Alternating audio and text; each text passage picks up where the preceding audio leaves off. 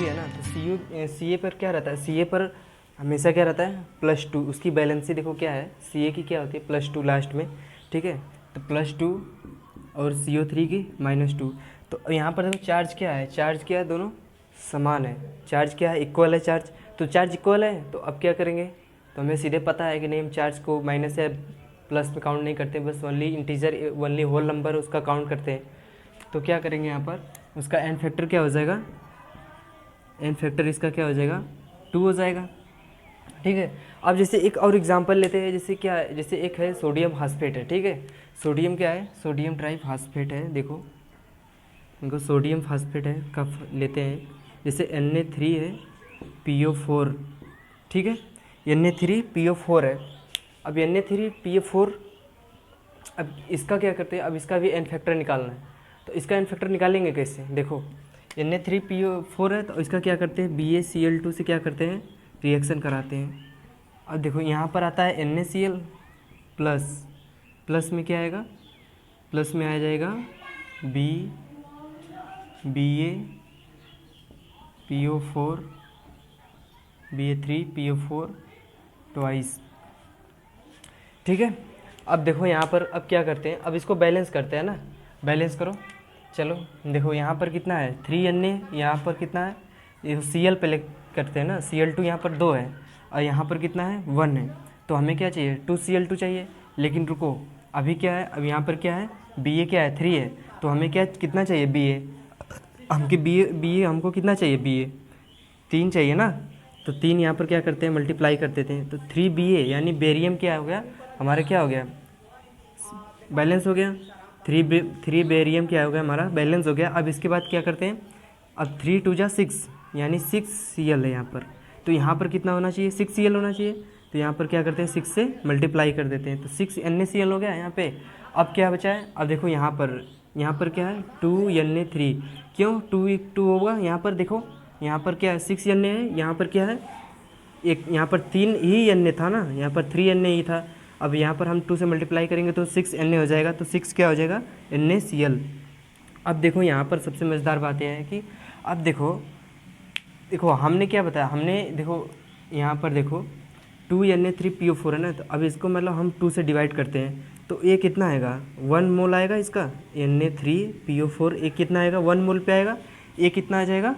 3NaCl पर आ जाएगा। यानी कि देखो यहाँ पर 1 मोल चेंज हुआ Na, यहाँ पर गया 3 मोल सोडियम पर, यानी कि NaCl पूरा 3 मोल सोडियम, यानी Cl और सोडियम, देखो 1 मोल पर सोडियम कहाँ गया चेंज होकर 3 पर, तो अब देखो 2 मोल पर चेंज होकर कितना पर जाए 6। तो हमें ये नहीं पता करना, हमें हमको सबसे मिनिमम एन फैक्टर का मतलब क्या हुआ कि इसका एन फैक्टर निकालने का मतलब कि 1 मोल, यानी कि जो भी हमारा साल्ट है ना, साल्ट का जो भी हमारा चार्ज है या जो भी हमारा है वो क्या, वो रिएक्शन में जब जाता है तो हमको 1 मोल से ही कैलकुलेट करना पड़ता है, 1 मोल के ही मॉलिक्यूल से, 1 मोल के ही सोल्यूशन से, 1 मोल के ही रिएक्शन से हमें कंपेयर करना पड़ता है। तो हम यहाँ पर क्या देखेंगे, हम यहाँ पर देखेंगे कि हमारा जो 1 मोल का Na3PO4 है वो गया कितने पर 3NaCl पर, यानी 3 मोल पर चेंज हो जा रहा है, 3 मोल पर क्या हुआ बदल गया, तो यहाँ पर इसका एन फैक्टर क्या हो जाएगा 3 होगा एन फैक्टर, समझे। देखो फिर से समझो, देखो यहाँ पर मैंने क्या लिया Na3PO4 और BaCl2 लिया, 6NaCl लिया, Ba3PO4 ट्वाइस। अब देखो यहाँ पर जो हमारा फास्फेट है ना, देखो ये जो, अब मान लो हम इसको 2 से डिवाइड करते हैं, सबको 2 से डिवाइड करते हैं, तो हमारा देखो फास्फेट जो है मेन फास्फेट यही हमारा साल्ट है ना, तो मतलब इसी को हमको मेनली निकालना है, इसी का एन फैक्टर। तो अब हम क्या करते हैं, देखो इस यहाँ पर 1 मोल हो जाएगा, जब 2 से डिवाइड करेंगे तो यहाँ पर कितना हो जाएगा 3, यानी 1 मोल से चेंज हुआ कहाँ पर 3 मोल पर जा रहा है, तो 1 मोल जो ये चेंज हुआ वो कितना पर चेंज ला रहा है 3 मोल पर, तो हमारा एन फैक्टर क्या हो जाएगा 3, ठीक है।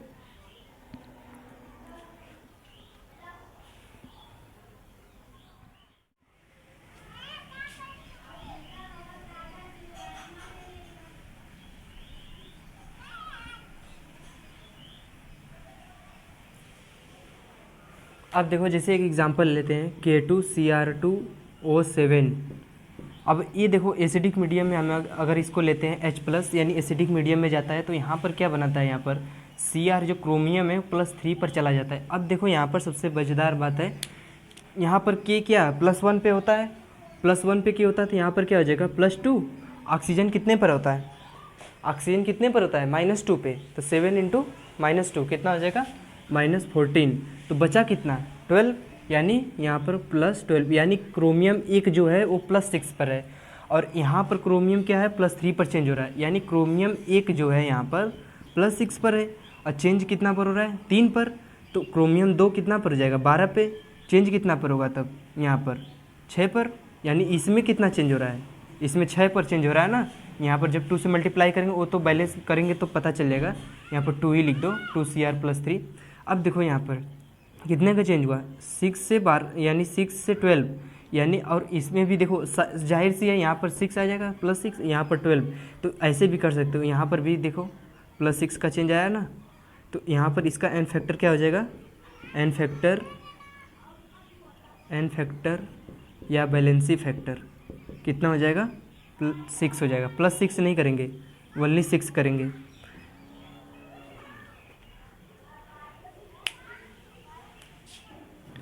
तो अब चलते हैं, अब ये मान लीजिए साल्ट का हो गया, अब क्या करते हैं, अब हम चलते हैं ग्रुप का। ठीक है, अब हम ग्रुप का करते हैं।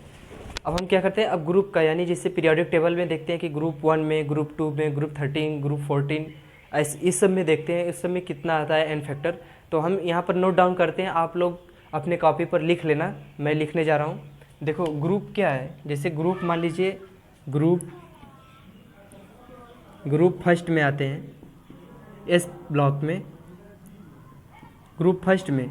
इसका जो लास्ट बैलेंसी होता है, लास्ट बैलेंसी कितना होता है 1 होता है ना, तो वही हमारा क्या हो जाता है n फैक्टर हो जाता है, n फैक्टर वही हमारा क्या हो जाता है n फैक्टर। ऐसे ही ग्रुप सेकेंड में क्या होता है n फैक्टर 2 हो जाता है। इसके बाद ट्रांजिशन एलिमेंट का तो हम ऐसे कैलकुलेट करते नहीं, क्योंकि ट्रांजिशन एलिमेंट अपने आप में खुद ब्रॉड है, तो हम उसके लिए बदलता रहता है। ठीक है,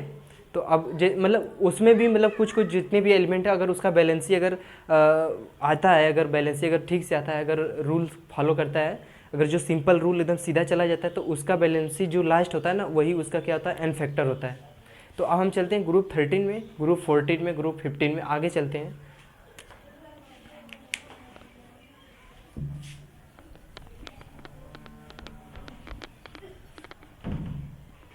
अब क्या करते हैं,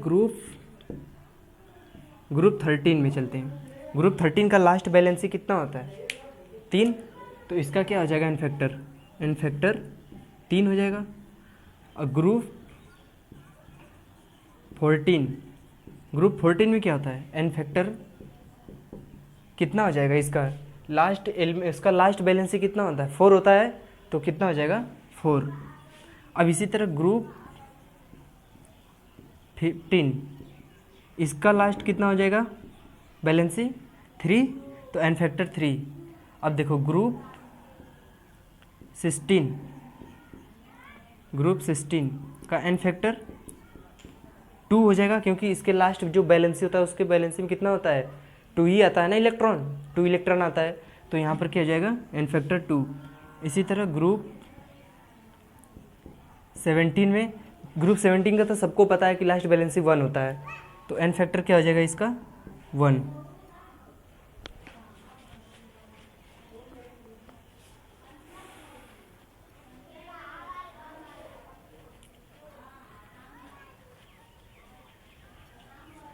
देखो ग्रुप 17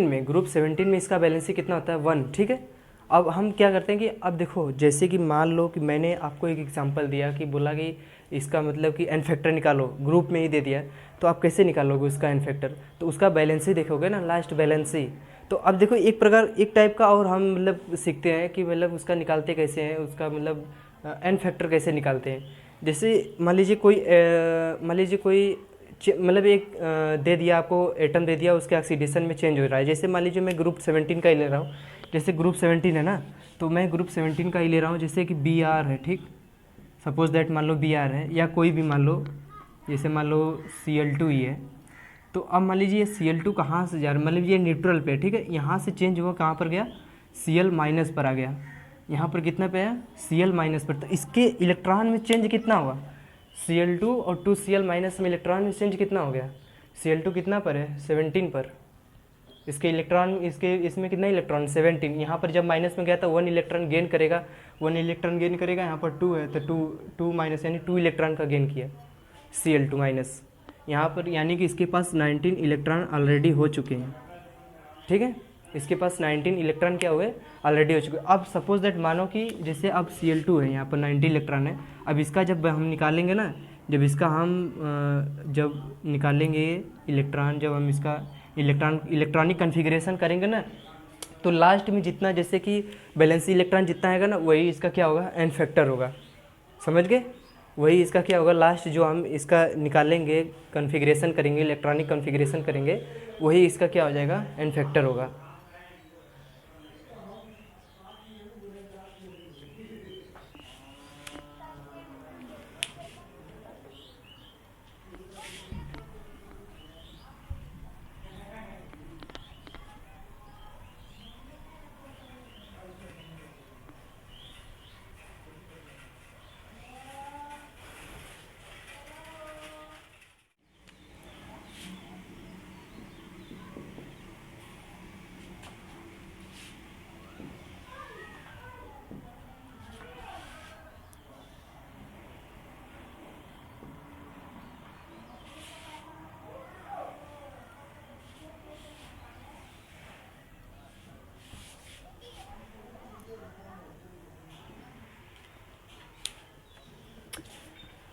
तो चलिए हम क्या करते हैं, आप चलते हैं कैटेगराइज करते हैं सभी, मतलब एसिड को कैटेगराइज करते हैं, बेस को कैटेगराइज करते हैं, फिर साल्ट को कैटेगराइज करते हैं, तीनों को हम क्या करते हैं, एक जगह पे क्या करते हैं, नोट डाउन करते हैं कि हमको पढ़ने में आसानी रहे, मतलब कल को समझने में हमको दिक्कत ना हो कि हमें नहीं कैसे हम पढ़े या क्विक रिवीजन कैसे करें। तो इसको आप नोट डाउन कर लेना, मतलब एक कॉपी पर कॉर्नर में भी कहीं पर भी एक पेज पर लिख लेना, फिर इसके बाद आपको आसानी रहेगी पढ़ने में, एन फैक्टर निकालने में आपको एक क्विक रिवीजन मिलेगा आपको यहाँ से। तो देखो जैसे क्या है, एसिड क्या होता है, एसिड का एन फैक्टर कैसे निकालते हैं, इसका डिफिनेशन लिख रहा हूँ। N factor is defined as the, देखो n factor is defined as the number of H plus ions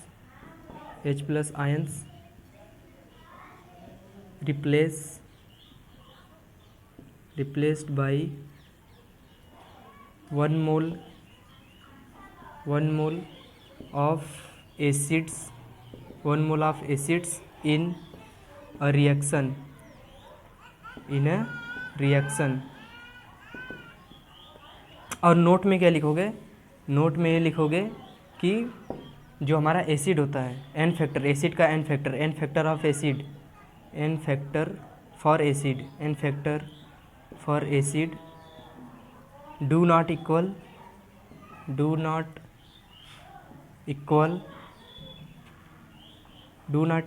to its basicity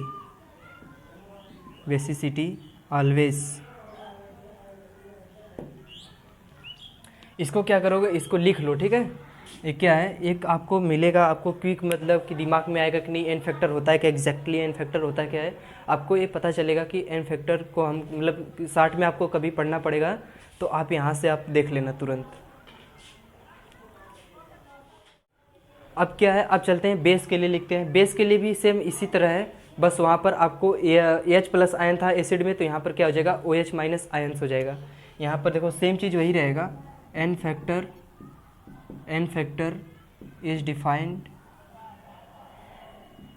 is defined as the number of OH minus ions replaced by 1 mole of base, 1 mole of bases या bases in a reaction. अब इसमें भी वही note point लिखोगे, same same note point, बस change क्या रहेगा, n factor for base do not equal to its acidity यहाँ पर रहेगा। ठीक है, यहाँ पर लिखोगे n factor do not equal to its acidity always. ठीक है, अब ये क्या रहेगा, यहाँ पर आपको क्विक रिवीजन मिलेगा। ठीक है, शार्ट में आपको नोट्स यहाँ पर आपको प्रोवाइड हो गया कि नहीं, एक जगह लिखा हुआ है कि आपको मिल गया। अब आपको डिफिनेशन मतलब कभी देखना पड़ेगा तो यहाँ से तुरंत आप देख सकते हो। तो साल्ट के लिए क्या करते हैं, अब साल्ट के देखो, अब साल्ट के लिए क्या है, साल्ट के लिए यहाँ पर जैसे OH माइनस आयन से रिप्लेस हो रहा था, यहाँ पर H प्लस आयन रिप्लेस हो रहा था, यहाँ पर क्या रहेगा, यहाँ पर रहेगा आपका पॉजिटिव यानी केटायन यानी आयन, केटायनिक और एनायनिक जो आयन है वो क्या होंगे, रिप्लेस होंगे किससे, 1 मोल ऑफ साल्ट, यानी साल्ट से, यानी रिएक्शन में हमारे साल्ट के द्वारा साल्ट से क्या होंगे, वन जो हमारा केटायनिक और एनायनिक जो चार्ज होंगे, जो हमारा रिप्लेकेबल चार्ज होंगे वो क्या होंगे, 1 मोल ऑफ साल्ट, यानी साल्ट के लिए पढ़ रहे हैं ना, तो 1 मोल ऑफ साल्ट के लिए क्या होंगे, मतलब वो रिप्लेस करेंगे एनायनिक और केटायनिक चार्ज को। तो यहाँ पर हम लिखते हैं, क्या लिखते हैं, देखो n factor for salt is defined as the total number of cationic या anionic replaceable charge, anionic charge replaced by 1 mole या 1 मॉलिक्यूल। देखो n factor for salt is defined as the total number of cationic या anionic charge replaced by 1 mole of salt in a reaction.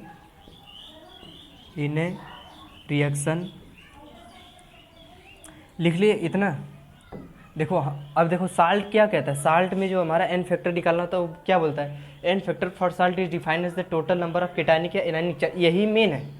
यही क्या है, main है, total number of cationic या anionic. हम दोनों एक साथ नहीं बोल रहे कि टोटल केटायनिक भी जोड़ दो और एनायनिक भी चार्ज जोड़ दो, नहीं, सिर्फ एक उसमें से केटायनिक या एनायनिक, ठीक है, charge replaced by 1 mole of salt in a reaction. 1 mole salt जो हमारा रहेगा उसके द्वारा क्या हो रहा है, रिएक्शन, यानी रिएक्शन में क्या हो रहा है, रिप्लेस्ड हो रहा है, वही हमारा क्या होगा, एन फैक्टर होगा। सो फाइनली क्या हुआ, अब हमारा एन फैक्टर क्या हुआ, समाप्त हो गया। थोड़ा बहुत एग्जाम्पल जो बचा रहेगा तो अब हम क्वेश्चन कराएंगे, तो उसमें हम क्या करेंगे बता देंगे। क्वेश्चन में थोड़ा क्वेश्चन में भी प्रैक्टिस करना चाहिए, क्योंकि अब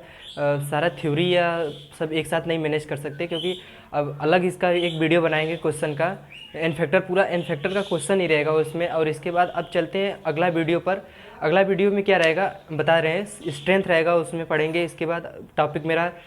PPM में आ जाएगा, पार्ट्स पर मिलियन, वॉल्यूम बाई वॉल्यूम, ये था 3 टॉपिक उसमें है। स्ट्रेंथ है, पार्ट्स पर मिलियन वाला 2 टॉपिक है। फिर इसके बाद हम चलेंगे टेम्परेचर इंडिपेंडेंट, यहाँ टेम्परेचर पर जो निर्भर नहीं करता, कंसंट्रेशन टर्म पढ़ रहा है ना, तो अभी जो टेम्परेचर पर जो डिपेंड नहीं करता, मोलैरिटी हो गया वो पढ़ेंगे। इसके बाद और है, अरे मोलैलिटी पढ़ेंगे उसमें, और इसके बाद पार्ट्स पर मिलियन उसमें भी पढ़ेंगे। ठीक है, तो चलते हैं, तब तक के लिए वीडियो अब इसी जगह रोक देते हैं। ठीक है, तब तक के लिए बाय।